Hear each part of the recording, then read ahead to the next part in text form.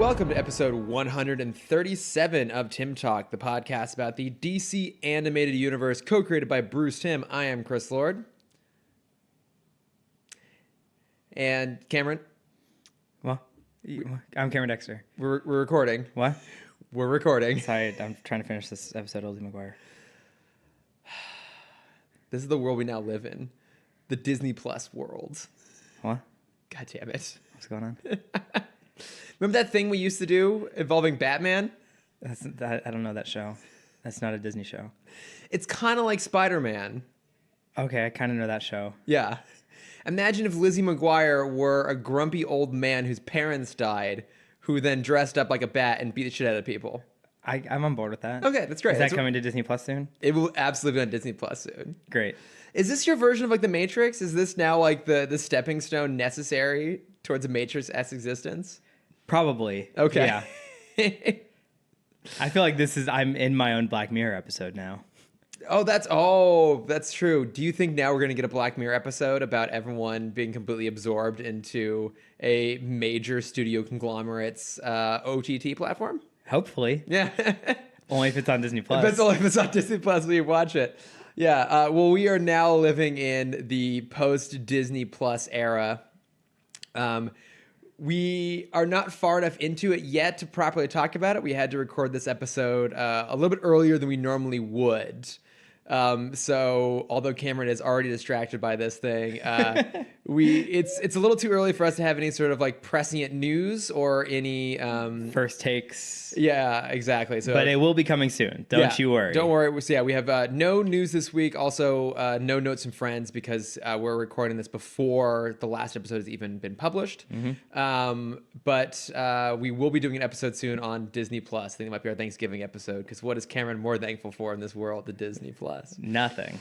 Exactly. But so in lieu of news, one thing we're gonna do because we had this brief little chat here before the episode aired about movies that we weirdly loved as kids, even though they weren't kids movies. Yeah, this is not the theme of the episode. This is a normal episode. Worth clarifying. We just had a thought.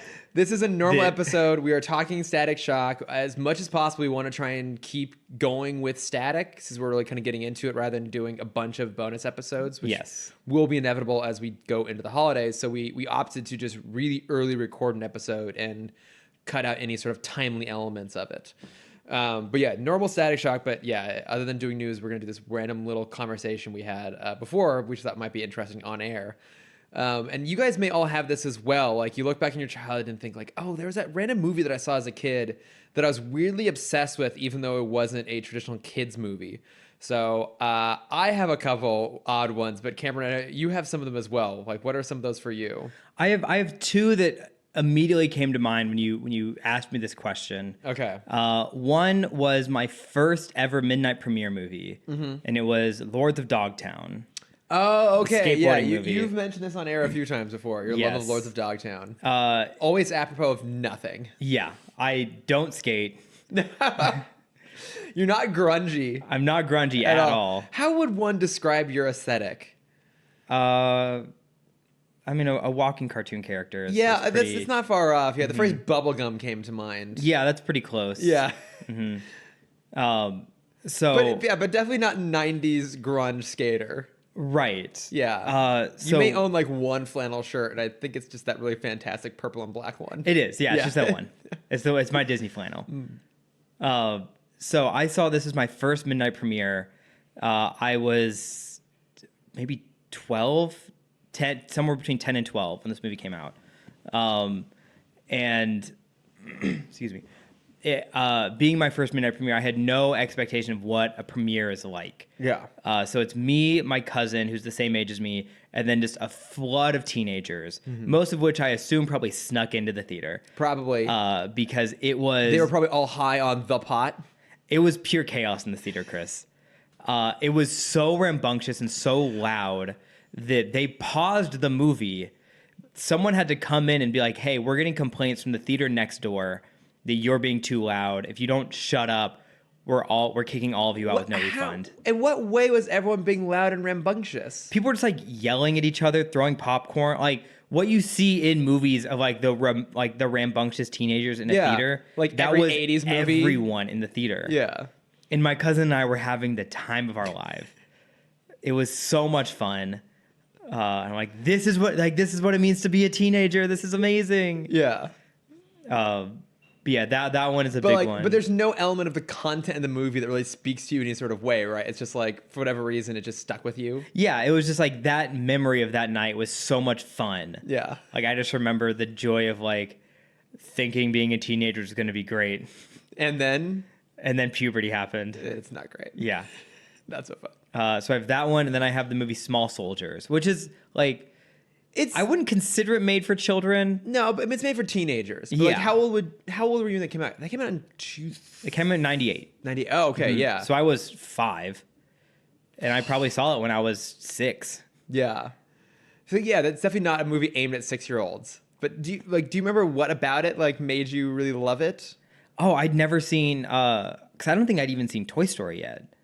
I think I saw this before Toy Story. Okay, so was it just the fact that there were toys on screen? Yeah, it was awesome. Were you really impressed by at the time, at least, good effects? I haven't rewatched it in years, and I want to see if the stop motion holds up. It's not. No, it's CGI. Oh, is it? It's not stop motion. Yeah. Oh, okay. Well, now It's more concerned. really early days CGI, but I mean the same way that they made Toy Story and Bug's Life because they were working with like semi-animate characters. Mm-hmm. That's the great thing about doing it with toys. Yeah. Yeah, and I just like I remember the Gorgonites and the Commandos. Mm-hmm. Like those are words that have stuck with me my whole life, and I don't know why.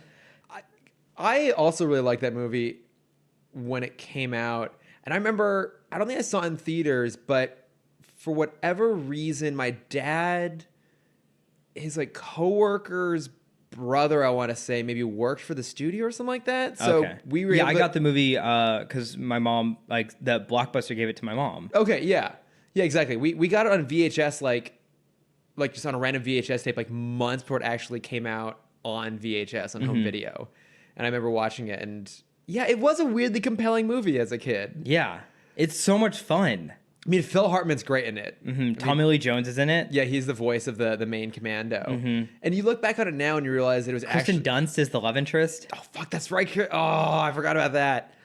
Like, you forget how, maybe not ahead of its time, but it was smart in the fact that it portrayed the cool toys as the villains and the toys that everyone thought were lame as the heroes. The Gorgonites. Yeah, and that's actually Archer. Really interesting. Like, even to the point I remember when the toys came out for that movie, you're like, oh, like the Commandos are the cool ones. And then you watch the movie. I loved the Gorgonite. I had a couple of the Gorgonite toys. Yeah, of course you did. I think I had an Archer toy. I'm pretty sure that's his name, right? That was the leader of the Gorgonites? I think so.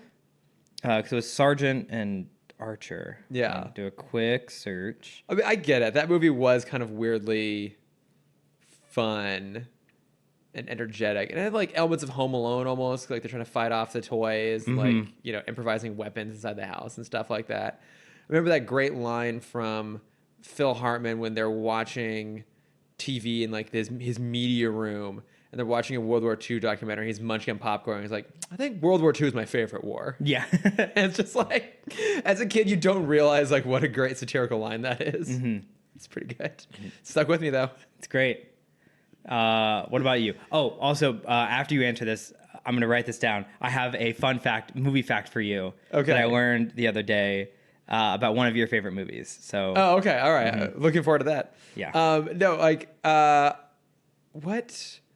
We were talking about the impending movie last night, the Netflix Christmas movie. Oh, yeah. And how the plot reminded me of the movie Kate and Leopold, which, if for those of you who don't know what Kate and Leopold is, it came out in maybe like 2003 or so, because it stars Hugh Jackman as a man from the late 1800s who accidentally goes through a wormhole into, at the time, modern day, and falls in love with Meg Ryan's ad exec, which was like the job to have of that time. And Liev Schreiber is also in it too. It's like her ex-boyfriend who is the one who discovers this time portal. And that's the one that like she goes through and then he goes through. And it's this weird, like, it's like a fish out of water thing. Like, he's from the 1800s. He dresses that way. He's very proper and he's a gentleman and he doesn't fit into this world, but he's super suave. And like, look, I have a belief. I love those stories. I do so too, though. much. And I have a belief that everyone has a list of like guilty pleasure rom-coms. And this is maybe like my top one on there because it's both the guiltiest and maybe also the most pleasurable for me. Amazing. I cannot really tell you why I love it. It's got really good cast, let's be honest. Mm-hmm. But it's a really weird thing to love as a, I don't know, 11-year-old or whatever when I saw it. Yeah. But the other one, the more bizarre one, is this movie called 13 Days, which I don't know if you've ever seen this. I've never heard of it. So let me look at the exact year it came out because that'll even more affect how weird it was that I really love this movie. But it's a movie all about the Cuban Missile Crisis, and the main character is played by Kevin Costner, and he plays I can't remember if he's a real life person. Okay, it came out in 2000, so let me see when it came out in 2000. Okay, it came out Christmas 2000, so I was 11 years old when it came out. But Kevin Costner plays like the chief of staff for Kennedy during the Cuban Missile Crisis, doing this horrible Boston accent. But it's all like told from the perspective of trying to figure out how to deal with this, political crisis. So it's a political drama. Like there's one pseudo action sequence, which is when a U-2 spy plane gets shot at while trying to take pictures over Cuba. Yes, I know the Cuban Missile Crisis. I saw X-Men First Class. I know the Cuban Missile Crisis. Yes. Yeah, I guess for those of you who don't know the Cuban Missile Crisis, it was when Russia brought a bunch of... Soviet Union. Excuse me, thank you. Worth correcting. Soviet Union deposited a bunch of ICBMs, intercontinental ballistic missiles, nuclear bombs, into Cuba in 1962. Mm-hmm. 63. No, because Kennedy was killed in 60. Was it? Pretty sure it's 62. Sure, we'll go 60. In the early 60s. Yeah. But it's 62, October 62. Okay. It's a political drama. Mm-hmm. Like, there's nothing in it that an 11-year-old should like.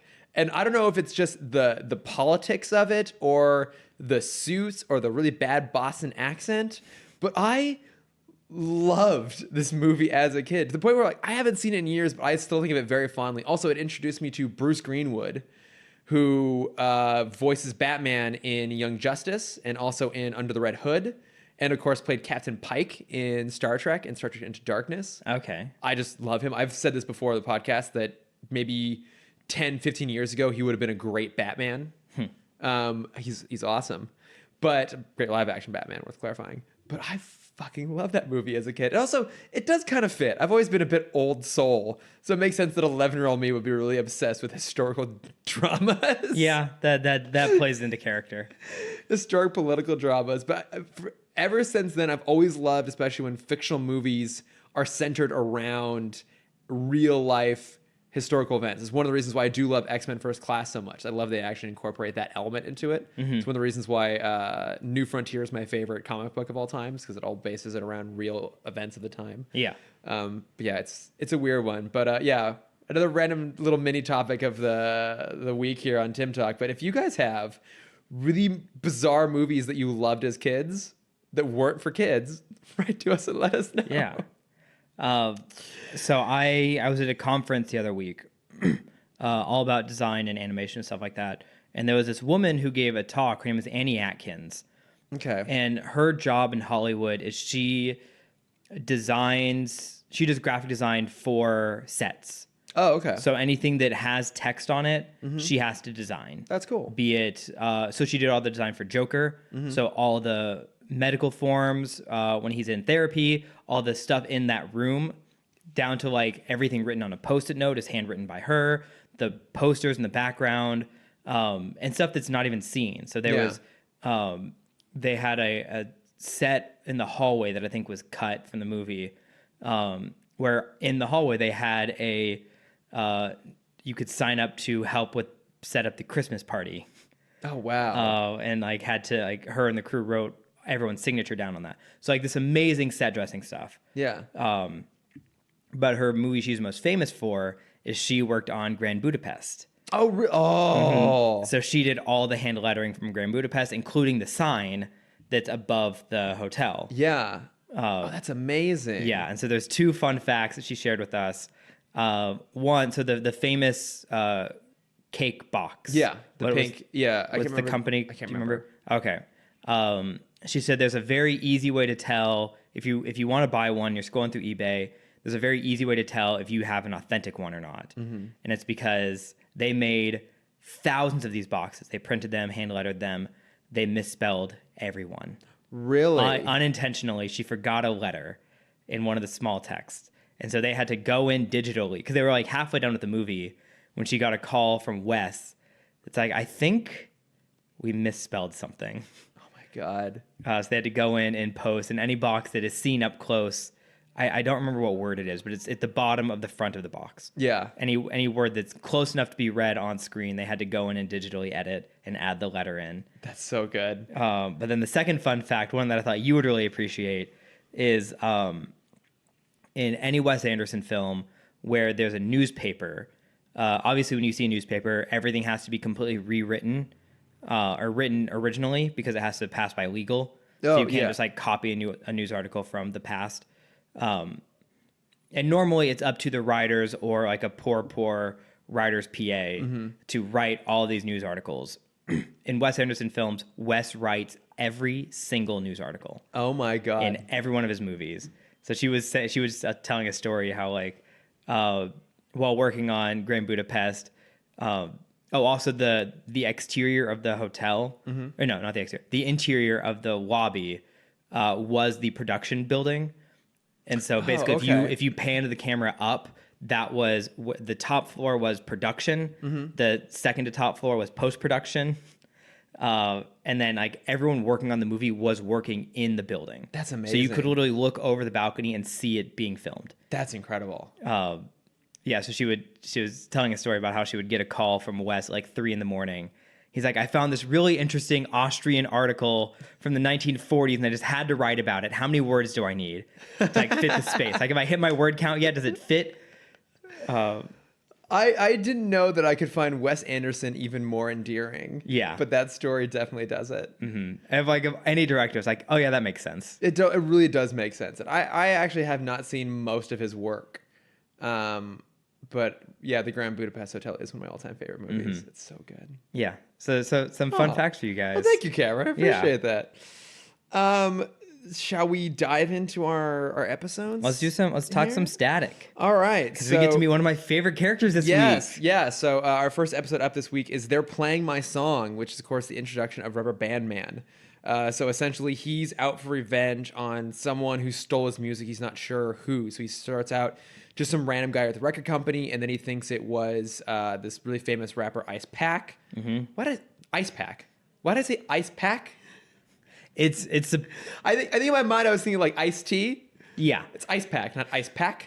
Well, yeah. So it's a combination. The character is supposed to be an amalgamation of Ice-T and Tupac. Okay, so that makes Ice sense. Pac. That makes sense. But eventually he realizes, Rubberband Man realizes it's not this guy. It's actually this producer who, as far as I can tell, is unnamed. But I'm pretty sure they it's call him modeled off DJ a couple times. Okay, DJ. He's modeled off Biggie, right? Yes. Okay. But he had what letter was on his he had a letter on his house. R. Okay. Was it R? Maybe. Because it wasn't anything that would relate to like producer or DJ. So I have no idea. Yeah, I don't know what his name is. What his name actually is. But yeah, so then Rubberband Man goes off after No, I don't think is it no, I think he's supposed to be Suge Knight. I don't think he's supposed to be Biggie. I honestly don't know. Okay. I don't know anything about that genre of music. Suge Knight is supposedly the guy that shot Tupac. Oh, okay. Yeah, he was the one that like screwed thousands of people out of millions of dollars. Then that would make sense. This guy's modeled off of him. Yeah. But yeah, so Rubberband Man, that is hard to say. It is. Is trying to track down who stole his music, and it's now being broadcast as this Ice Pack song. And then the subplot of it is that Virgil gets a job at Burger Fool. Yes. And we talked a little bit last week about how good this episode is about like finding good little subplots, because they actually have like more real world stuff to draw from. And this is a very common plot of like, oh, the hero has to go get a day job sort of thing. But I really liked how they handled it. Yeah. Well, because the overall theme of this episode is just money. Yeah. You have a guy who deserves money and didn't get it. And you have Virgil that needs money but doesn't really deserve it yet. I mean, it's not that he he needs money to further his superhero career. Yeah. So he's talking about how like his suit is getting ripped. He's melting his shoes on accident. Kind of all of the problems that come with being a vigilante. Yeah. Yeah, so he needs money, and at the same time, this guy's getting ripped off, and it's really fun. Rubberband Man. Oh, One more try. Take two. Nailed it. Rubber Band Man. Yes, I think his name is Arthur. If you just want to call him that. I feel like that phrase should be included in those like vocal warm-ups. Rubberband Man, Rubberband Man, Rubberband Man, Rubberband. The one I always remember is he cooks a proper cup of coffee in a copper coffee pot. That's a good one. That's a hard one. You know, it's like off the top of the tongue. There's like improv warm-up exercises that we never did. We're going to do RBM. I shortened it when I was. No, I'm going to say notes. it every time. Rubberband Man. Go for it. Also, do you know that's based off the name comes from the song? Yes. Yeah. It's from the Spinners. Mm-hmm. Yeah, which I think was that in Infinity War, right? I think that's the song they're playing on the Benatar at the very beginning of the movie. Oh, I have no idea. The Guardians. I'm pretty sure it is. I can look this up. I don't think I know the song, so probably. Okay. All right, you talk while I look this up. Okay. It's my turn for really specific movie trivia. That's fine. That's great. I love it. Yeah, so Virgil goes to his dad for a bump in allowance. His dad thinks it's more for this record coming out. So Ice-T's new song is supposed to come out like that day. So all his friends, everyone is, super pumped and excited for the song to come out. Ice Pack is kind of this. Avengers Infinity War, Rubberband Man. Awesome. Yeah, when they're flying around and they literally fly into Thor. Okay. That's the song we're listening to. Okay. But yeah, it's. Oh, you were saying something and I interrupted you. I was just kind of just spewing things. Right. Oh, also something I forgot to mention up at the top. Worth noting, this is the first episode so far in the series written by Dwayne McDuffie. Oh, I didn't. Yeah, I knew he wrote this one. I didn't realize this was his first one. Yeah, because I'm kind of going along trying to find the points when he did it, and this was his first one. Mm-hmm. I'd say probably one of the best so far. I think every Rubberband Man episode is like a star. Yeah. I think there is a little bit of. I mean, I could be misremembering, as we learned last week. You often do with this show. With this show, I'm misremembering a lot. There is no Trixie. There is no Trixie Tang. It is Daisy, who we'll meet next episode. Yes. Who is still best girl. Mm-hmm. So Rubberband Man is going to have an interesting anti-hero arc for a while. So he's going to start off as a big villain for the next couple episodes. Then he's going to make it big with his music and kind of have his turn of heart. And that's the episode where we realize he can't read, which is such a weird episode. Which I think also counteracts this episode because he has that huge spiel with Static about how rubber is an insulator, so he's not going to have any effect on him. Yeah. And he talks like in a more scientific way. And I'm like, that doesn't match up with the character in the future. He heard it on a podcast. That's fine. He probably heard it on a podcast or probably watched it on PBS. He saw it on Sesame Street. He did. Yes. When they were warning kids, don't go outside during a lightning storm, but if you do, wear your rubber galoshes. Exactly. Yes. Coat yourself in rubber. Spray yourself in toxic Teflon.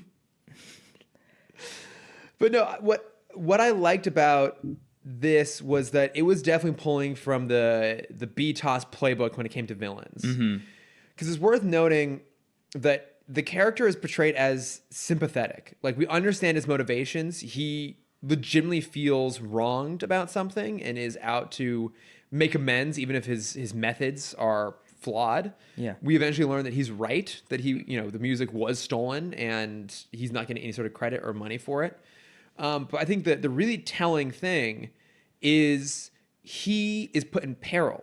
Yeah. Right. So at one point he's trapped inside of, we're just gonna call him Shugs, vault, like his massive money vault he has in his living room. Yes. And the air is going to run out. So, I mean, especially in a kid's cartoon, you don't put a character in peril unless you're supposed to actually really care for them. I mean, it's a pretty declarative way of saying, like, this is someone that we're supposed to really sympathize with. And I think that makes a big difference in why this show really works and, say, again, not to beat a dead horse, Zeta didn't, is I think that show really struggled with coming up with good villains. Like we even said like the only really interesting villain was Bennett, and obviously he's kind of this morally gray character. We got enough time with him to get to that point, but we didn't really have anyone else that felt really impactful in any sort of way. And I think the show designs... I think they tried to make it Bucky, but every time we saw him, it was just...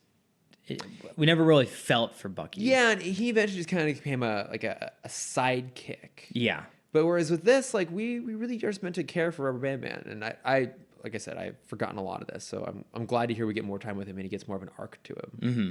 Yeah, because there's an episode where he starts dating Virgil's sister. Oh, I vaguely recall that. We learn... I'm just going to spoil this whole series. We learn that he's Ebon's half-brother. Okay. They're related in some way. Okay. And so that's why he was at the Big Bang, is he was there with Ebon. Yeah, because there's that cool... if I remember this correctly, I hope I am. There's that moment where he traps Ebon in his body. So he like forms a ball around him so he can't escape anywhere. Yeah. And I thought that was pretty cool. His powers are portrayed really well in this. Except for one instance. Which instance? When he's in line to meet Ice Pack. Oh, yeah. And he's disguised as like an attractive woman. And I'm like, you have a line of people literally just wearing hats and jackets. This is Chicago or Detroit. He had to be the sexy lady. And I'm like, that's interesting that he has like full... It's not only... Because a lot of the time when you see... Or at least when I see the Rubber Band power... I guess not really with DC characters. Because we already have Elongated Man and Plastic Man. But when I think of rubber powers, I think of like you have to put in the kinetic energy to expunge the kinetic energy. Well, also, you're not shapeshifters. Yes, yeah, that's what I was getting at. Yeah, which is what he does kind here. of like caught me off guard a little bit. I also do love too that he is the character that he's portraying is like the classic Tex Avery bombshell. Like when you think about like the wolf whistle sort of thing, right? Mm-hmm. So it's like the girl like super skinny waist, like long legs, big boobs, and that hat. Like that hat of that era, like the really, really wide brimmed like sun hat. Mm-hmm. Fully going with that entire look. It's kind of a fun nod. Yeah. But then with his voice. Yeah, exactly. Like, you don't remember me? You don't remember me, bud. That part doesn't work. I think the rest of it does work pretty well. Like when we first meet him, he's bouncing around like a basketball. Mm-hmm. We'll ignore the fact that a normal man was able to pick him up and bounce him up and down. Well, he can like condense himself. But you can't change your density. So you can change... Wait, no, you can't change... Yes, you cannot change your density. You can't change your mass. Yes, that one. Mm-hmm. Science, guys. We got it. But yeah, like the other day, he would still weigh the weight of a human being, most likely. We don't know that guy's workout schedule. That's true. He was very, very skinny. Lots of cardio. Mm-hmm. But beyond that, it's like he bounces around like a ball to like keep up with a car. Is it the weird moment where like he stretches his arms and legs backwards and becomes turns into a wheel, like a giant like penny farthing wheel, which I thought was particularly amusing. But like when he's trying to catch Ice Pack in the limo, he bounces in front of it and like stretches out and holds on to the street post to stop the car and stuff like that. He's not affected by static. He can compress himself really narrow and slip through things. And I think in a cartoon, I feel like wasn't this a mantra? I know it's a mantra from Pixar, but I feel like wasn't this a mantra too from the BTOS producers, which was like we should do something in every episode that justifies being a cartoon. Yeah, that was BTOS. So we had so many blimp fights. So many blimp fights. So many people falling into bonsai trees. I felt like this was doing that. It's like, okay, we have a character, and kind of the same with Ebon too. We have this character, this really cool power set. Let's do stuff with him we can only really do in animation that at the time would have been really hard to do in live action. Mm-hmm. Yeah, and his, I think that works because they kind of have three of those moments where you have the moment where he is, where he catches Ice Pack, god damn it, and puts him on the spire. Yeah. Which I remember that scene so vividly from being a kid, of just like having such a fear of heights growing up. Getting stuck on top of a spire was really... On just like that tiny square. Yeah. And then the light shines up and he falls. So you kind of have that moment. You have the in the vault moment, and then you have the final Fight? playground fight. Yeah. Which, that was something else that I thought was clever, which was Virgil's electricity powers don't have any effect on him because he is rubber. He's insulated. So he had to figure out how to stop him. So I thought that was clever. They brought along super glue and super glued Rubberband Man. Yeah. You got it. His foot onto a merry-go-round and then just like spun the merry-go-round until he was bound up in the thing. That was really clever. Yeah, that's a great solution. God, this show's so good. It is really, no, like it is really, really good. What else I got in here? Oh, I did like that moment too when they're when Rubberband Man is chasing down Ice Pack in the car, in the limo, and Static's trying to stop, and he, you know, Static is essentially advocating from a place of like conversational resolve. He's like, let's talk about this rather than just resorting to violence. Yeah. But even once the limo gets away, Rubberband Man has a moment when he could take Static out, and he stops, goes, "You're not my enemy," and he walks away. And I feel like sometimes shows have to justify, especially that first confrontation, a way to have them separate, where the hero loses, then come back together again. And this felt realistic. It felt earned. You felt like that character would, in that moment, go, "You're not my enemy. I don't want to hurt you. That's not what I'm here to do." Yeah. Well, because he doesn't seem like a violent person. No. As like his base character. He even says this to Static. I've exhausted every other option. Yeah. I've called everyone. I've tried to get this money the right way, and they've all turned me down. This is the only way I have left. Yeah. Is I finally have to resort to violence. And then even with Suge, he's like, hey, you know, or even Suge kind of like plays into that. He's like, hey, take what you can. We'll work out a document tomorrow because I know you want to do this. As much paper cash out of this massive vault as you want. Yeah. Doesn't he know if you put that money in a bank, it would gather interest? Yeah, but you don't trust the banks, man. Banks are out to get you, man. We know now not to trust the banks. Yeah. This is pre-2008, Cameron. That's true. They're too big to fail. Exactly. So then I think in this, towards the end of the episode, he turns from a vendetta to revenge. Because then at the end, you kind of see him kind of almost crack, where he gets out of the cell or out of the vault and just immediately attacks Suge. Yeah. Like, how would you like it if we take away your air supply? Yeah, which is a pretty intense moment. Yeah. He basically just, he smothers the guy's face, and he is intending to kill him at that point. Pretty intense. Yeah. For a kid's show. I mean, it's softened by the fact that he's a purple Rubberband Man suit. Yeah, that very much like lowers the threat. Okay, now, so objectively, because I know how much you love this show, what do you think about his look as a villain? It's dumb. Yeah. I think he has a very dumb outfit. Yeah. I love his look, but it's I mean, he's not meant to be menacing. Like, he's not a villain. He's an anti-hero. Yeah. Yeah, because, you know, Ebon is a great-looking villain, and he looks really evil. And, you know, Talon's got a great look. Shiv just kind of looks like a... He's just like a dick. He looks like the way a lot of the characters look in Batman Beyond. Just the general streetwear. Yeah. But he's got that fuckboy attitude. He definitely has that fuckboy attitude. And we've already talked at length about Flaming Mark McGrath. Hot streak, yeah. Hot streak in his improbable pants. But yeah, the Rubberband Man suit definitely looks silly, but it, especially given where that character is going to eventually go, it does kind of work in its favor because it doesn't look super evil. And it looks similar to Elongated Man and Plastic Man. Yeah. Like very pronounced, bright color. Yeah, but also purple suit. I think it might be for the animators. Because if you have any kind of texture, then you have to stretch the texture. Yeah, it makes sense. So you have to make it just a solid color. Yeah. And purple stands out. Yeah. And that's the point of the show, is to be bright and colorful. And it does that all really, really well.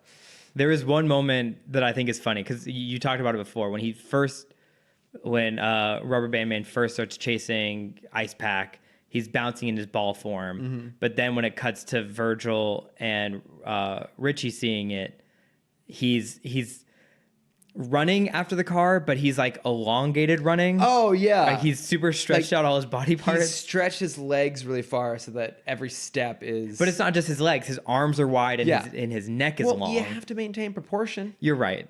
Otherwise, he would look silly. He would just look dumb. Yes. How would you feel if you were walking around in a bright purple rubber suit with really, really long legs and normal sized arms and torso? You know, I'd be okay with it. You do that every day anyways. Exactly. Yeah, no, it's super fun. What else do I have here? Good use of stretchy powers. Oh, we got the introduction to their secret headquarters. That's right. Yeah. In this episode, the old abandoned gas station. Which will only get cooler from this point on. Yeah, well, obviously, because here it's literally just like as Richie puts, a rat-infested gas station. We also see him in his normal wear. I think this is the first villain we see both in costume and in normal wear. Yeah, and in traditional cartoon villain form, his color palette maintains. But you're right, yeah, this is the first one that we see him when he's not villaining. Yeah, so I think that also plays into we're supposed to care because we now know his alternate identity. No one else does. He's just kind of a normal person. Yeah. I did come across a really interesting bit of trivia in regards to specifically the secret hideout. Because Virgil makes some comment about it being like the rundown gas station of solitude, or something like that, Superman reference. And I guess originally when they were in the gas station and having a conversation about Virgil's job at Burger Fool, Richie made a comment that even Clark Kent has a day job. But this was before the show was going to be canon in the DCAU. So in every subsequent version, in terms of like home release and rebroadcast, and now, of course, on DC Universe, they've cut that line out. Interesting. Oh, because even in the last week's episode, there's a Lois Lane drop. Yes. Which that makes sense. Like, you could believe Lois Lane being a big enough name. Yeah. In the world. But not Clark. Yeah, but not Clark. Well, also the fact that he would know the identity. Yeah, like to say that even Clark Kent has a day job is to very much allude to him being a superhero. Yeah. And they haven't met yet. That's right. So, but I thought that was interesting. They pulled that line out of there because I was waiting for it to happen. I was watching it. It didn't come along. Does this... the Fortress of Solitude... Oh, yeah. But you could maybe believe that the Fortress of Solitude as a concept could exist in some degree in the zeitgeist, right? Like maybe it's referenced in a newspaper and people talk about it. Does this episode include your quip of the week, or is it next episode? I have one. I don't think I wrote one for the next episode. The one that I wrote down for this one is I bet they needed Lake Michigan to baptize you. Oh yeah, I guess the guy. No, that is really good. He also has I don't think he ever uses this move again, but I love this move that he does in this episode, which is the taser noogie. Oh yeah, it's pretty fantastic. Very of the time. Yes, which also reminded me I have no idea how to spell noogie. Noogie. That's what I thought. Is it Y? I don't know. Google. I watched it with captions on this morning. Oh, but did you? I didn't really pay attention. I think it was IE. I assume it is. Google. When I was writing it on my phone, it said it was misspelled. Apple didn't know how to spell noogie. Yeah. What use are you? Exactly. For me, this episode had my pop culture reference of the week. Oh, what is it? It's when he's fighting with Rubberband Man. At one point, Virgil says, "Oh, is that your final answer?" Oh, that's good. I was like, oh, because there's some good pulls in the next episode, but that was the most of the time. Yeah, it's like peak Regis. Oh my god, Who Wants to Be a Millionaire? So popular. I used to watch that every night. Yeah, when I was a kid. Yeah, it was really damn entertaining. Yeah, I remember my dad was still alive, so I was under 7, so 5 or 6. It was like a $32,000 question. It was about Pokemon. And I remember freaking out and not understanding that like they're not calling random people. Yeah. So going up to my mom of like, tell them to call me. Like I can answer the question for them. Tell them to call me. Aw. Yeah. Cute little naive Cameron. It was I think it was what was the evolution of Jigglypuff. That's Wigglytuff. Okay. Obviously. I don't know that. That's fine. That's why you're not about to win $32,000. Absolutely not. I did see a great post recently, and it was someone on the modern version of Who Wants to Be a Millionaire, because the show still airs in syndication all the time. But the guy was polling the audience, trying to figure out what was the proper measure of power. So obviously it's horsepower, and the answer he had selected but not yet locked in was like donkey joules. That's amazing. Who has to like get a phone a friend on that? Someone who's never driven a car before. I guess that's absolutely true. I mean, or heard of a car before. Yeah. I mean, I would really love it now if that was the new unit of measuring torque, because we got you know how powerful this car is. Oh my god, man! It's 3,200 donkey joules. Oh, really? Yeah, that's a lot of ass. That's a lot of ass right there. It's a lot of ass power. Absolutely ridiculous. So also for this episode, Rubberband Man is a villain, is a villain from the comics. Oh, okay. So he is in a one-off comic, is Static issue 33. His name is Carmen Stinger, and he was the first Rubberband Man. That's awesome. Yeah. Also, I can tell you care much more about this show because you actually do research. Yep. I appreciate it, Kevin. I appreciate putting in the homework. Mm-hmm. No, I mean, I like him a lot as a character. I'm glad he's coming back around. Yeah, I'm so excited for more of his episodes. Any other thoughts on this, or shall we drift along to our next one? Let's go to the new kid. Let the song play on to the new kid. So in this episode, Virgil is invited to attend a school for genius kids we eventually learn is run by Edwin Alva, who's the kind of overarching villain of this series. Yeah, exactly. Like this corporate magnate who is involved with the Big Bang from the pilot. And he's essentially using the school's resources to find a way to track and capture Static, because he wants to study him, presumably because he's a big bang baby who's come out with like really substantial powers. Yeah. We don't know his exact reasoning for it yet. I think they're handling Alva so well so far in the series, because I think in Beyond they rushed the character, because who was Blight? What's his name? Powers. Yes. Derek Powers. I think they kind of rushed his story a little too much. He was too tied into Bruce, whereas with Alva, he's like, there's really no connection between him and Static. No, it's just circumstance, and he gets to exist in the background and occasionally pop up. Versus, you're right, like before, Powers was in every episode involving Wayne Tech, which is a lot of them. So if you're not addressing then how he's all mutated and stuff, you're not really keeping that story going. Yeah. And that had the big problem of ending his story in one season. Whereas Alva, I think, lasts maybe the entire series. Okay. Or pretty close to it. Yeah. No, I mean, it's a good way to go. And I think it's also effective here because just from a social status perspective, those two characters are so far separated, right? It's like Virgil is just like a normal kid going to high school, a normal 14-year-old kid in high school, and this is like the most wealthy, powerful man in all of the city.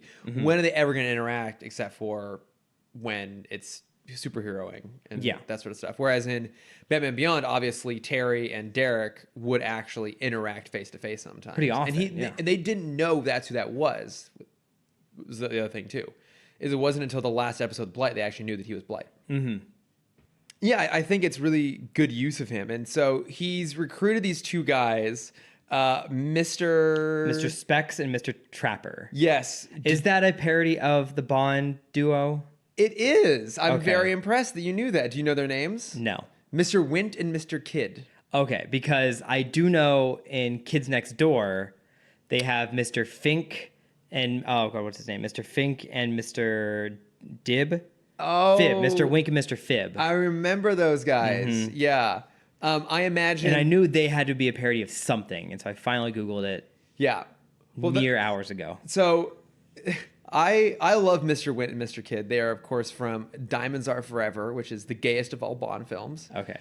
Are they super monotone in the movie? They're dry. Okay. Yeah, they're pretty dry. And they always refer to each other that way back and forth in a very similar way. Did you catch the voice actors on this? I did. Patton Oswalt. Mr. Patton Oswalt and Mr. Lovely Michael Rosenbaum.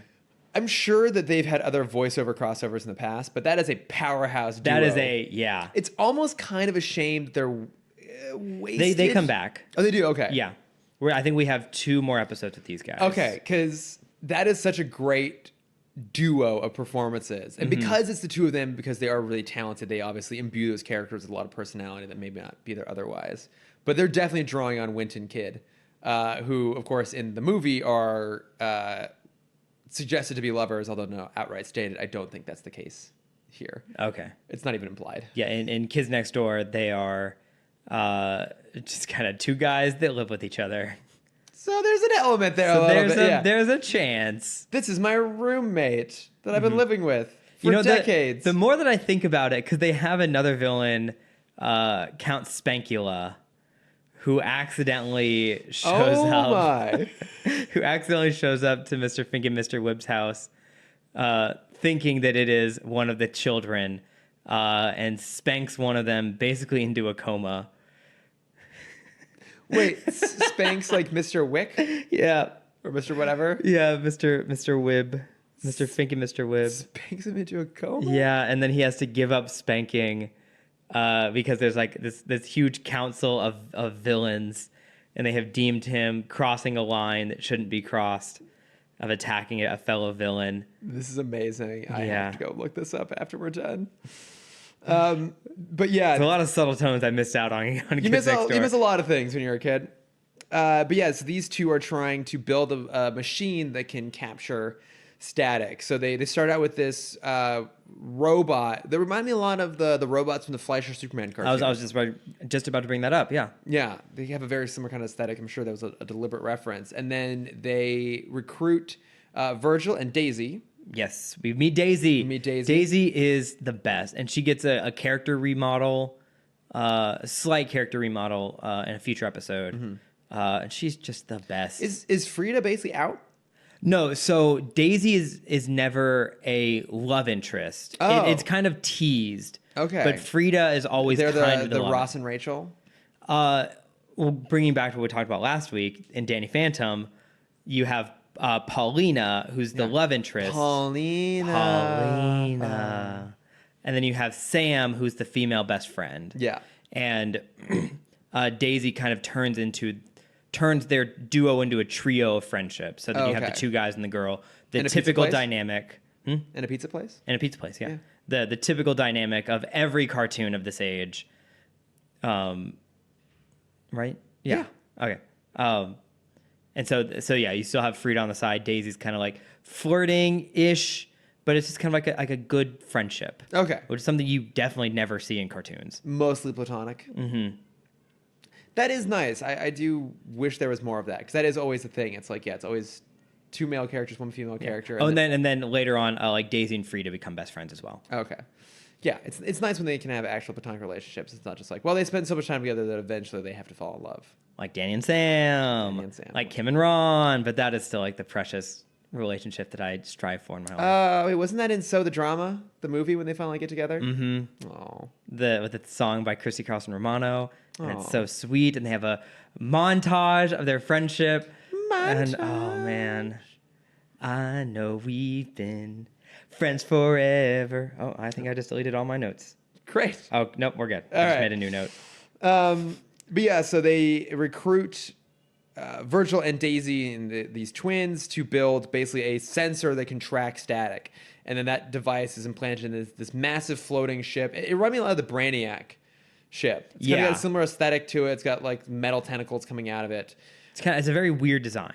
It is a weird design, to try and capture him. And then, eventually Static basically just has it follow him until they smash through Alva's house. I thought that was a great, because he fought the robot, and he basically, because this, we talked about this last week, where he can overcharge himself. Yeah. So he tried to knock out the robot by overcharging himself. He failed. So then you had the moment where he was trying to recharge himself. So we find out in this episode, if there's a fuse box or anything that kind of conducts electricity, he can siphon that off for himself. Yeah. Get right back into the fight. Yeah, it's his sensu bean, as some would say. Yep. Just for you. What do I want to know what that's from? It's from Dragon Ball Z. Of course it is. Mm-hmm. We once again get the power-up sequence. We're going to get it in every episode. Yeah, I mean, we've had it for the last 4 episodes, 3 episodes, 3 episodes. That's 3 episodes in a row. It's like either he changes into his costume or he recharges and we get that fantastic power up sequence. Brainiac ship, yeah. Then of course like Daisy helps save the day at the very end by like disabling the controls from the school, and then the school gets shut down and she ends up going to public school with Virgil. Yeah, because her parents wanted her to go to a safer place. So they sent her. They sent her to public school. They sent her to public school in what is essentially Detroit. Yes. All right. So sorry. What I was trying to say before when I cut you off and then cut myself off. So the robot is now kind of immune to Static's power. Yeah, he makes a comment. It must have some sort of ceramic layer on the outside. Yeah, so he has to find another way to disarm it. And so his solution is, flying to Alva's penthouse, destroying the place, and basically using him as a hostage for the 2 guys to turn the robot off. They still refuse, and they're just going to try and shoot him around Alva until Daisy comes in and saves the day and just kind of cuts the cord. Good old Daisy. Good old Daisy. Yeah, again, has already done more than all of Lois in Superman. Yeah, poor Lois is always very underserved. Yeah, I mean, this is I think a little bit, and it's still a villain of the week, obviously, but it's not like a superpower villain of the week. But and it's nice to balance out because we had 4 Bang Babies in a row. Yeah, so this dips back into this kind of broader story that's going on in the background, and we're building the city. Yeah, we know Alva has a place there.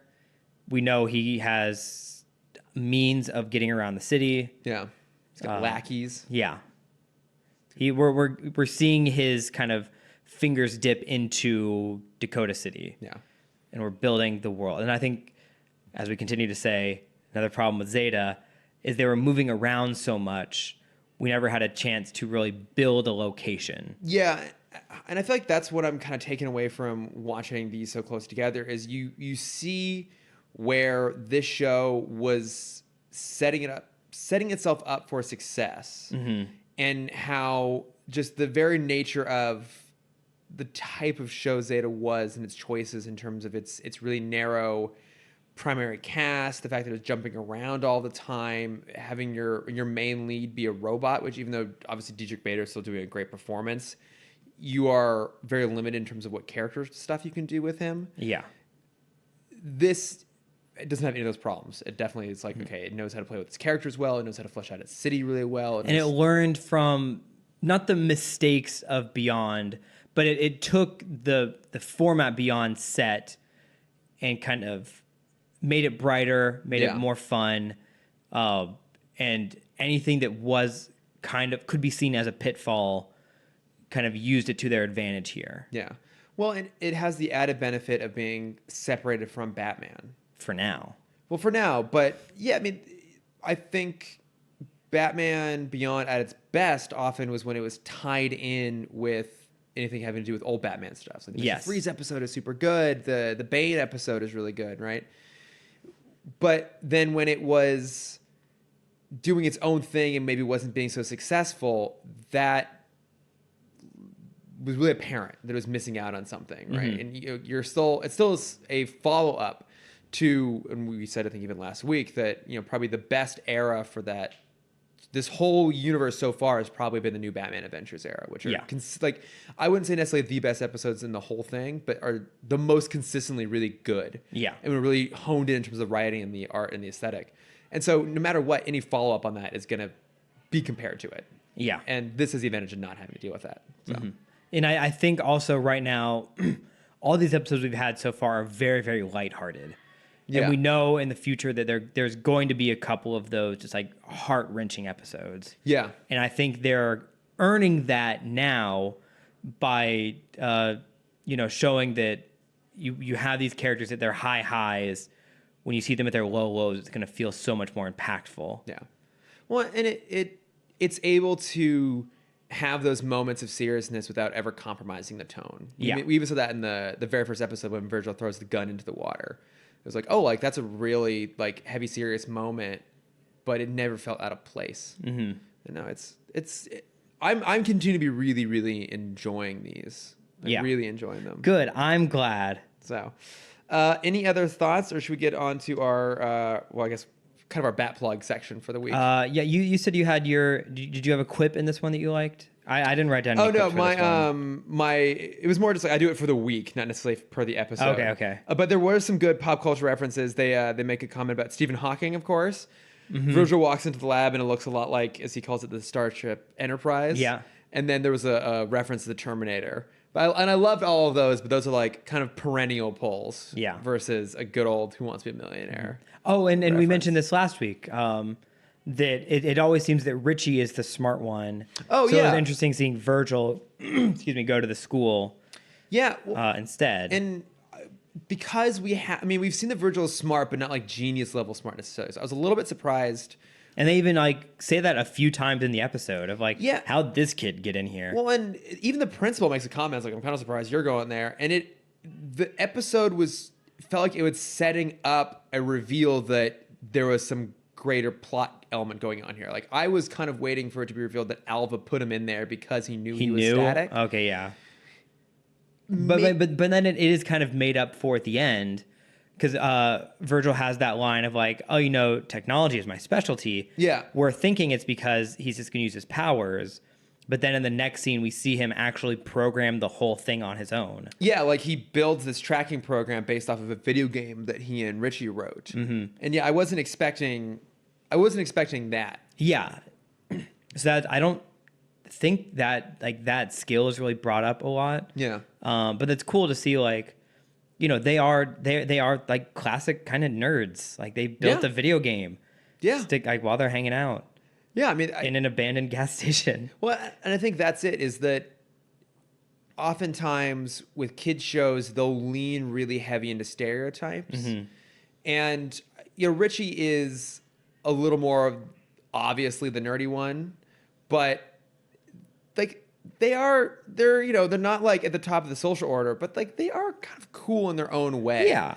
Like they are cool to each other and they're cool to their friends. And like, although I think they're not like social outcasts. No, they're not. And I think they aren't ever really harping on the fact that they're not in like the top of like social echelon. They seem really comfortable, like cool with each other and with themselves. Yeah. There were a few refreshing. There were a few mentions to it last week when he's talking to Derek, the guy who turned into the giant blob monster, where he's like, oh yeah, Derek is gonna like get us into these awesome like there's definitely like the perks of being at the top. Yeah.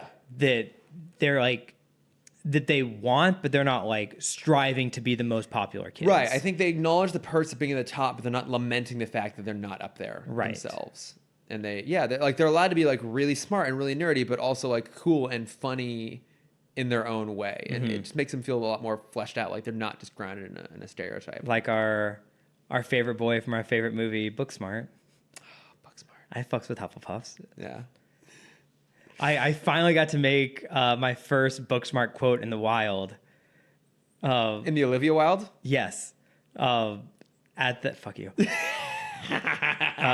I went to this at the design conference that I went to. Yeah. They had this party called the Big Bash. And so there was a big sign out front that said, let's bash. And so I took a photo of it and added it on side consensually. Nice. Let's get bashed consensually. I know, I had to revisit that movie. It's so good. But yeah, we good? Should we move on to our last little segment here? Let's do it. Yeah, so like we said at the top of the show, no notes from friends this week because this is coming out, we're recording it very closely on the tails of the previous episode. But, and in lieu of a traditional bat plugs, we're going to kind of do like a slightly longer review of Teen Titans Go versus Teen Titans. Something I plugged a few weeks ago, but it took you a little bit while to get caught up on it. I finally watched it this morning. I was very happy with it. Yeah, so, I mean, the rough plot here, as much as it needs one, essentially, is that Raven's inner demon is getting unleashed. And so her version of Trigon realizes that he can capture her inner demon and use it to regenerate the original Teen Titans version of Trigon. And so they set up a stage tournament basically to pit the Titans against each other to help facilitate that. And then from that point on, it's just this weird freewheeling leap through to different dimensions and stuff like that in the sort of beautiful meta way that only Teen Titans Go can really do well. I love this movie. There's a lot that I really enjoyed, and there's a lot that I didn't enjoy. Because we were talking briefly before the show. I think I actually like this more than Teen Titans Go to the Movies, which I really, really love. I think you are maybe a little bit less hot on it. So it actually harkens back to a point that I just made on Static, whereas Teen Titans Go to the Movies is just a pure comedy through and through. Everything about it is a joke or a punchline. See, I think this is more of a pure comedy. I think that was my problem with it, is I didn't see it as a pure comedy. Is every time the regular Titans, which I'm going to refer to as my favorite Titans, the regular Titans were on Titans screen. Prime. Yeah. Also, it also shows, when I even wrote the title of this, I wrote it as Teen Titans versus Teen Titans Go. Yeah. Not the other way around, because this is through and through a Teen Titans Go movie. Yeah. Not a Teen Titans movie. Exactly. Like I wanted it to be. So I think that's also one of the things for me is I really loved Teen Titans when it was on the air. I don't think I ever actually finished it out all the way. Oh, you were missing out on so much. I know, and I know it's really good, but also you've talked about the fact that it ends in a really unsatisfying way. I mean, there's one episode. So they have an amazing season 5 finale. One of the best finales I've seen. Teen Titans is my favorite DC show. Through and through. But they did try and start a season 6. And there's one episode of season 6 that brings back Terra, introduces a whole new villain, re-establishes the world of their city, and then it just ends. And they don't do anything after that. So if you just don't watch that episode, then you're fine. It has maybe the best series finale of a show. Really? Second to Avatar. I was going to say, have you ever seen the finale of Breaking Bad? I have. It's really good. So with this one, did you make it to season 5 at all with the Doom Patrol and Brotherhood of Evil? Vaguely. I only kind of recall it. Okay, so the idea for season 5 is it's the Doom Patrol versus the Brotherhood of Evil. They've been at war with each other for years and years and years and years. Beast Boy foiled the plans of what's the brain's name? I don't remember. Sure, whatever. He foils the plan of the Brotherhood. Mala? No, that's the monkey next to him. Okay. I think it's just the brain. It might be, yeah. He foils the brain's plans, and so the brain realizes that the Doom Patrol isn't a threat anymore. They're still there, but they're not as big of a threat as this new era of heroes coming up. Okay. And so he is on a mission to hunt down every hero that the Titans have interacted with since season 1. Oh, damn. Okay. Mm-hmm. And then, so you have all the heroes they just met, or they've met in the past, plus every episode introduces a new hero. Okay. Which is kind of flipping the villain of the week. But now you have hero of the week. Now we're going to meet Gunarsh, who is this awesome caveman in the North Pole who fights with this girl named Cole, who's adorable, that can turn herself into a diamond. So he swings her around like a club. It's fantastic. It's amazing. You meet North Star and... Sorry, I know I'm on a tangent now. Yes. It's such a good season. Look, and I think that's what it ultimately comes down to, is that I was never quite as invested in Teen Titans as you were. So I mostly through Teen Titans Go to the Movies, because I haven't actually watched really any of the show. I've really fallen in love with the Teen Titans Go version. So I'm not I'm not the crazy fan that they even make fun of in the stands. Oh, going I am. You ruined my childhood. Like, also angry. Like, I really like the Teen Titans Go version because it's so silly and so meta. And so I think was more open-minded to this maybe going in, because I was like, oh, like, it's fun to get to revisit the old Titans. But I was also just happy to be spending time with Teen Titans Go. And I think you were really hoping, especially at the end of Teen Titans Go to the Movies, they were going to bring back the original Titans in a very traditional version of it. Like a more really serious sincere, manner. A more sincere version of it, maybe, than what we got. Yeah, so when the movie started, I did want that more serious version, because we see them fighting each other, and, you know, the TT verse and the Go verse. The TT verse, just call them the Go Titans and the Prime Titans. The Prime verse. They're like, hey, let's not fight. We have a plan. We're trying to work this out. Like, they're still trying to be serious. Yeah. And that's when I'm like, okay, you guys are over joking, and I just want to, like, know the serious side. Like, I want the balance of, like, you're so jokey. I want the super serious moment now. and that never came. Well, because it's still a comedy at the end of the day. So once we got past that point, and then the serious Titans started making fun of themselves, that's when I really got into the movie. See, I really liked the juxtaposition. Like, I think for me, what I found most impressive about this movie was that even though we have two versions of the 5 Titans plus Trigon, they all felt like distinct characters. Yeah. Like, they really understood the tonal difference between the two. Like, the fact that the Prime Titans have a plan, that are trying to figure out what's going on. They're taking this sort of thing seriously. And the Go Titans think of everything as a joke. And Robin, like, is just super excited about this because he just wants to fight and he just wants to win. And he's missing the really obvious, like, betrayal and setup that's about to happen. And that they're like, which is funny because that's actually an episode of Original Teen Titans with the same villain. With Game Master? Yeah, the Master of Games. There's an episode in season 3 where they collect all of the male heroes we've met so far. So Aqualad, Beast Boy, Cyborg, Speedy, Gizmo, Wildebeest. We get it. You know the universe well. And pits them against each other. And everyone is like, hey, this guy doesn't feel right. Something's wrong with him. But Robin is so in the zone of like, I just want to be the winner. Like, I'm going to beat everyone here. And then at the end, we find out there was a big twist. And it's like my top 3 episodes. I know. I can tell. But yeah, I liked that Prime Robin's like, these aren't like the kid versions of us. These are just the jerk versions of us. Like, it does point out the fact that the Go Titans, in their own weird way, are like kind of mean-spirited. Like, they're not intended to be that way, but like they're just kind of making fun of stuff all the time because they don't take anything really seriously. Yeah. But then they have that great musical number. That's when it changed for me. The cooperation one, when it gets into like the 90s era rap. Yeah. Like, that's the thing, is I love how silly the Go verse is. Like, even the way this starts with them trying to foil the bank heist by the gentleman ghost, who is just so goofy and effete. He's like, you know, when he's helping the old lady cross the street, because it's the gentlemanly thing to do. You're like, this is just so silly. I really have a lot of fun with it. Because it's also Weird Al voicing. Oh, yeah, voicing it too. And he also voiced Darkseid at the end. Which is fantastic. But I love that it even points out that the Teen Titans Go, like, maybe their greatest asset is how annoying they are. Like, they can't stop Gentleman Ghost with any traditional power, so the only option Robin has is to constantly throw birdarangs at the money bags he keeps falling out. It's like, what are you guys going to do? Stop with the power of annoyance? Like, we can do that all day long. I really love that. Like, I thought it really understood the characters and the tone of both those really well and mashed them up in a really fun way. And I think it's more interesting to have the Prime Titans be the ones that are fish out of water because they do take things so seriously. Yeah. Yeah, I agree. There's a couple great fourth wall references that I really enjoy.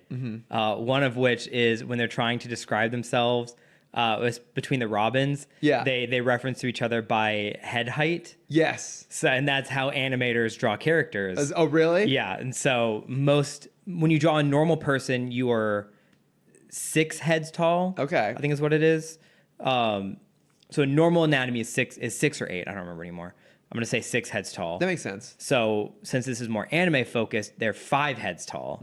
So they look at Robin, it's like, yeah, he's like a full 5 heads. Yeah. And then when they're talking about Go Robin, they refer to him as 3 heads tall. And I'm like, that's so fucking dumb and amazing. That's the sort of thing. It's super smart. Or like they have that interlude where they just sing like the Warlagog song. I hated that. And then they get to the end of it, it's like, wait, what was the point of that? It's like, oh, just padding out some screen time. Yeah. It's like, but there's all these like amazing little nods. Like, did you catch that when Raven is talking to Trigun in the mirror, she flips it over on the back sticker that says Mirror Master Mirrors?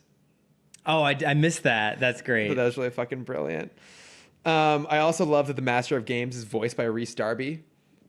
Who is that again? So he's a New Zealand actor. So remember in Jumanji, he's like, "Welcome to Jumanji." Oh, that's him. That's him. That's Rhys Darby. Gosh, that's amazing. Who I will love everything he's in, but I have a particular soft spot for his supporting role in What We Do in Shadows, the movie, where he's a member of the werewolves. We are werewolves, not swearwolves. It's that's maybe the best line of. It's so classic.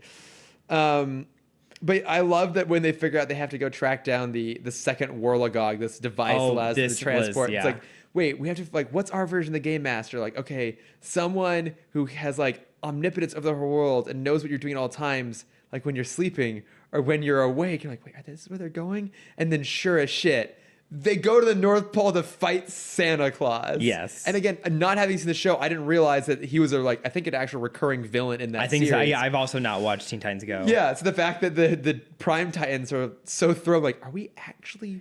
Is that actually Santa? We're actually fighting Santa Claus? And then we found out Mrs. Claus is actually like the one behind it all. Like the real Banff of the whole thing. Yeah. But I also love that moment too because it shows that in their own universe, the Go Titans are good at what they do. Yeah. Like they're actually able to sneak through the place and take out all the elf sentries like really, really easily. And I love that moment too when, I'm sure you caught this, when the Prime Titans are walking through, they're doing the Scooby walk. Yeah. The sneaky walk through the hallways. It's like a great little moment. Well, so then when they're in the middle of the fight, Robin's like, hey, let's execute. Like Plan Alpha 4. Yeah. And they all have this, and like the Go Titans just stop what they're doing. It's like, oh my God, they're working together. They have plans? They have plans? I mean, to the point where later Cyborg just like throws out something. He's like, did you think we were just throwing out random things? Like, yes, I did. Yes, I did. Now I know better. But I mean, I really love them when they go start traveling through the different dimensions. I wrote a list out of all the different universes we come across. I've talked about this on the podcast before.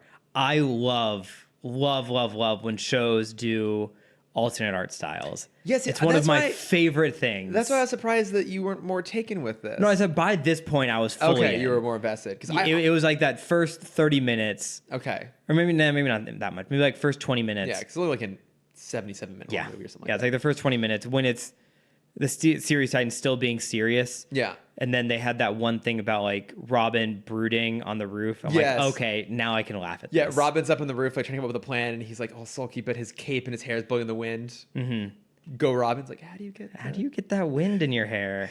But even that moment where so the Ravens have been kidnapped by the Trigons and are taken back to the Prime universe, and then the rest of the Titans left to figure out a plan, and the Cyborg, Beast Boy, and Starfire all like bond together. Yeah. And the Robins don't. And the fact that Robin comes downstairs, Go Robin comes down, and everyone's getting along. It's like, oh, wouldn't that be cool? And then Prime Robin just crashes through the ceiling on top of him.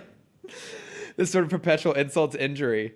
But then they start hopping through the different dimensions. Okay, so I wrote it all out. So I wrote. I think I got them all too. Okay, so they go through the DC animated version. So not the DCAU, but the direct to DVD ones, the new 52 verse versions. And this is actual Sean Mayer too doing the voice of Nightwing, which is fantastic. We have Titans Babies. I also noticed there's no animation on those guys. It's always just them standing there. Oh yeah, absolutely. They did not have the budget for that. Nope. Titans Babies. They go through like Super Friends / a riff on Josie and the Pussycats a little bit, because later on they're all like they cut to a sequence of all of them just like playing in a band. I thought that was an Archie joke. I mean, it's the same thing. Same thing, yeah. We have Steamboat Willie version. Yep. Like old-fashioned Disney cartoons. The actual comics. The George really Perez fun. version. Yeah, so it's when they react to things, there's a turning of the page and all the text comes out as speech bubbles. It's really fantastic. The steampunk version that Cyborg's super excited about with the goggles on top hats. Yep. And they even pull up the goggles to have more goggles underneath. The mermaids. Who then we see are like, we see them in the fight and they're just dead because they can't breathe. They're just flopping on the ground because they can't breathe. 80s glam rock versions. Yeah, that one was weird. That one was kind of a weird one. And it got a lot of screen time. It did get a weird amount of screen time. There's another one which is what Cyborg refers to as the Protein Titans, so they're all animals except for Beast Boy's a normal kid. Now, this is a question I have for you. Okay, I couldn't figure that out. Yeah. That makes so much sense now. They're the Protein Titans. They're all animals. Yes, I kept seeing that, and for some reason it only clicked like Winnie the Pooh in my head. Oh, okay. And I'm like, why is Christopher Robin in this? Well, because I had a question for you, because I hadn't thought about that. He does kind of look like Christopher Robin. Their Beast Boy is a human, in contrast to all the rest of the Titans, which are animals. Starfish is an actual star, Raven's a raven, etc. Cyborg's a bunny. Was it just me, or did the human version of Beast Boy look like the main character from Chalk Zone? Rudy. I didn't make that connection, but I can see it. Because he was wearing the green overalls, he had the red hair. I don't know. I mean, Rudy's not in overalls. Isn't he? Penny's in overalls. Oh, fuck Who's it. the female friend? Then it's all out the window. Never mind. Okay. Rudy's got the chalk. Rudy's got the chalk zone. There's I saw like a Neanderthal version of Starfire in the background. There's those weird like big head model versions, which I thought was kind of ridiculous. There's a pirate cyborg. There's a reverse cyborg at one point. I don't know if you caught that. I was pausing along the way because my second time watching this. Wait, like Victor Stone? So no, you know where like Cyborg is all robotic except for like the right half, like the right 3/4 of his face. So this version is all human except for that section of his face is robotic. So when they're all turning into different versions of tanks, it's just a whole bunch of guns popping out of that one part of him. The rest of him looks like a normal athlete, which is pretty fun. And then there's like the zombie versions. Yes, the very end. The very end that Trigon gets banished to. But to me, that was just so much fun. I think my favorite joke in all of that was when all the Beast Boys turned into piranha. Yes, because they're like, yeah, one piranha's not intimidating. We have a whole bunch of us. That was one of the funniest things I've seen. I also loved when they were explaining how the multiverse works. When the Master of Games is going through it, the visual sampling is all different versions of Batman. Yeah, and it's mostly the animated version. So it's the BTOS version. It's Beware the Batman. The 60s version, which they have done animated movies in the 60s universe. Yeah, the Caped Crusader movies. Exactly. The Batman and then Owlman. Oh, nice. Is the one at the very back. And then when he's explaining them how they all like fight each other to see who's the best version of Batman, the Teen Titans Go version is also in there too. Okay. But I also loved that the winner, of course, in the whole contest is BTOS. Is the BTOS version, which is as it should be. What else did I have in here? I also really loved. Just me talking about things I really enjoyed. No, that's fine. That's all I've listed here too. Yeah. I have 60s Batboy. What is that? I don't know. I don't know what that is. But I loved the so the way Trigon gets more powerful enough to fight all of these versions is Go Trigon eats Prime Trigon. Is then to counteract that, Go Raven eats all the other Ravens. Yes. And then the third beat of that is Robin tries to eat the jewel. The Whirligog. Yeah. It's like, what are you doing? Yes. And he's like, I thought I could like absorb with it. He's like, you're a human. They're demons. Yeah, it doesn't different. work that way. But I even loved when they're devising this plan and Prime Raven tells Go Raven, like, you have to do this. She's like, why? It's like, because my mouth won't animate that big. It's like, see, that is sort of like genius level, like meta stuff I enjoyed. And then I didn't catch this initially. I saw it in a bit of trivia, but so when it's all of the Ravens are combined into one, Go Raven's eating them all. She refers to herself as the unkindness. Yes, I didn't. What is that a reference to? So there are when you're referring to a group of ravens, it is either a congress of ravens or an unkindness of ravens. Oh, then what's a murder of crows? It's a murder of crows. Yeah. So that was really clever. They call ourselves collectively the unkindness. That's funny. That's fun. good. Yeah, I don't know. For me, like the finale is kind of like generic smashy. It's kind of fun. But I do love that kind of final beat joke at the very end there, where the Go Titans go back to the universe and like, oh yeah, the great thing about these crazy like multi-dimensional big epic crossovers, they happen once a year. And then Darkseid, as you mentioned, voiced by Weird Al Yankovic, yeah, shows up and they're like, nope, no, we're not gonna deal with We're not gonna do this. And so like the credits sequence is them just hanging out on the couch, reading and playing on their iPads while in the background absolute chaos is happening. Well, I also love when Cyborg goes to the window. He's like, oh yeah, he's building a giant tower. Yeah. Beast was like, but there's gonna be a laser out of that tower. Yep. It's gonna open a portal. Yep. Lasers in the sky. What's coming out of the portal? What's coming out of the portal? More flying bad guys. It's always more flying bad guys. Portals. Yeah. Even you could hear all the citizens in the background screaming like, "Oh my God, where are the Titans? Like the tall ones, not our Titans." Yeah. I really, really enjoyed this. Oh, and then Go Robin trying to sneak back into the sneak in as Nightwing. The badass verse. Yeah. Oh, else along those lines, I love the escalation of the handsomeness of Robins. Yes. Yeah, so the Go Starfire is like keeps referring to how the Prime Robin is like, oh my god, and they have the handsome Robin, and then both the Starfires are swimming over the most handsome of the Robins. Yeah.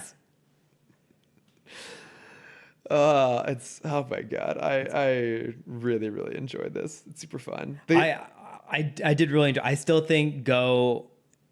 I enjoyed Go more. Yeah. Or Go to the movies more because I think they could make the jokes not smarter, but like they could make the jokes for the more comic based fans. Yeah, the jokes were way more specific. Yeah, and especially of like that's a movie where I want to go back and pause because everything in the city was a reference. Oh, like every frame has something going on in the background. Yeah.